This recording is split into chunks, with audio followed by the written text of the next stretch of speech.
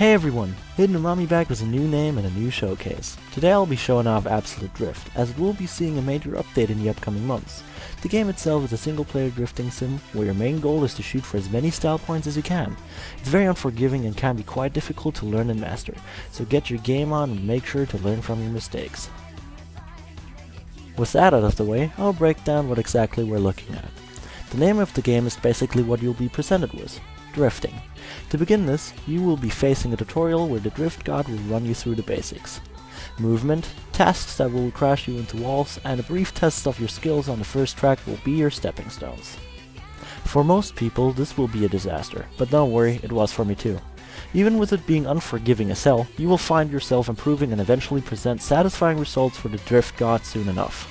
With your first embarrassment out of the way, there will be a free roam for you to test out drifting around objects while completing certain tasks. The tasks you have to do in said free roam will unlock more stages and parts of the world map for you to turn into the beast you crave to become. Some tasks are somewhat inconveniently placed, which made things even awkward for me, even though I'm already comfortable with the controls, so don't let those get your self-esteem down. But of course, the tracks are where the real inner competitive drive starts to shine. The score system being as arcade as it can get, you will find yourself perfecting handling and style to rack up multipliers and points to maximize your score. Those score battles take place in three formats: drift tracks, drift kana, and mountain drifts. All three stages aiming at the same goal, they are all a bit different in how they play. The standard drift tracks are closed tracks with a 3-lap limit, enough for you to show off that you are durable enough to take the heat. Drift kana is an arena for you to go nuts in, using all its objects and obstacles to rack up your points. These tracks are riddled with things that will give you a point boost, so one should always play with them in mind. Finally, there are mountain drift tracks, which are basically what sprint tracks are in any other game. You have one starting point and one ending point. The track does not loop, so you only have one direct pass from the top to bottom. Make that shot count. Once you've finished all tasks and beaten the tracks, you will see what lies at the end of your journey of drifting and hitting walls like a master. Though, that is for when you actually take that journey on yourself. It's quite a small treat after all. But of course, there's more than just drifting in your favorite car, because I know that most of you care for that Toyota Torino AE86 as well. Or, well, as the game labels it, the original. As said, the game offers you 6 cars in total. All of them come with a handful of ways to customize your looks, and each car handles differently while offering a new challenge. All of them are fairly well executed in terms of feeling different, so try and find what works best for you on every stage. With all the gameplay covered, I think we should dare to look at the options. To calm most people, the controls are fairly simple and you will not need to be a rocket scientist to understand any of it. For input, you will only need your WASD or arrow keys for the basic movement, space for using your handbrake, and should you turn on manual gear shifting, shift and control will change your gears up or down. Then there's escape for the menus, and tab to change to the next soundtrack. It's very reasonable in my opinion and definitely a plus, because you will not spend a lot of time remembering all of it. Then there is fine-tuning with stuff like turn assistance and steering sensitivity. You can also readjust your difficulty there. All that should be enough to maximize the enjoyment you get out of the game.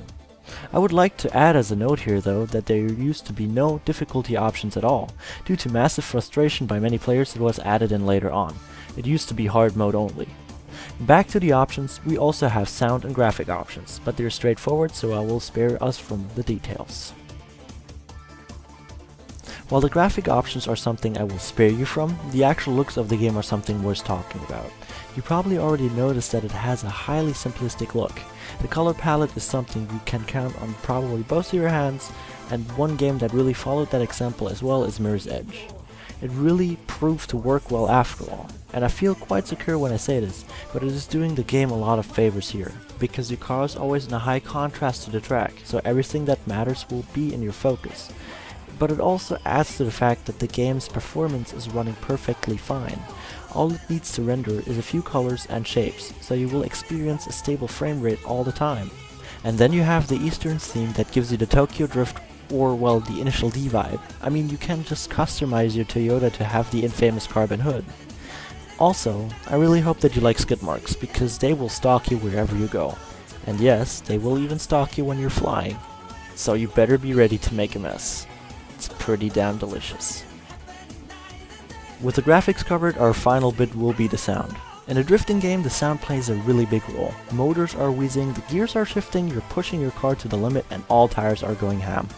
These are all factors that should really sound authentic, at least for me. I mean, we're playing a drifting game after all, and that's where most of the satisfaction is coming from. On a good note, it is really hitting the spot. It's super well done. On a bad side though, it also kind of means that even though you got all that going on, some players might get annoyed because it sounds a bit repetitive, and not everybody is in for having all that going on at once. But speaking of sound, there also is a soundtrack which is definitely a great choice. There's a wide array of drum and bass tracks that come from the artist C41. There's also a few tracks that come from an artist called Knight. They don't really feel out of place and they add super well to the looks of the game, which are actually quite bright. And now that we actually covered everything that is interesting about the game, I would like to thank you for watching, because even though it took me a bit to make this video, because there was a lot of stuff going on, I finally made it. Then there was me changing my channel name. It's Hidden Umami now, and that definitely is going to be permanent, so yeah, that's out of the way as well, and now that I got that covered, I can start working on these things again. Other than that, a little change with stuff in terms of music. I will still have my names in the corner of the video, of course, but now because I have artists that allow me to use your music, I will also be posting Bandcamp links in the description, so in case you are interested in what kind of music I'll be using, just go there and check it out, and should it not be anything from Bandcamp, you still can get the name from inside the video. Other than that, this game is on Humble Bundle at the moment. I kind of realized this while I was making the video. So that's also very good, because now I can just advertise that, go to the bundle and pick it up from there, or just buy it from the store.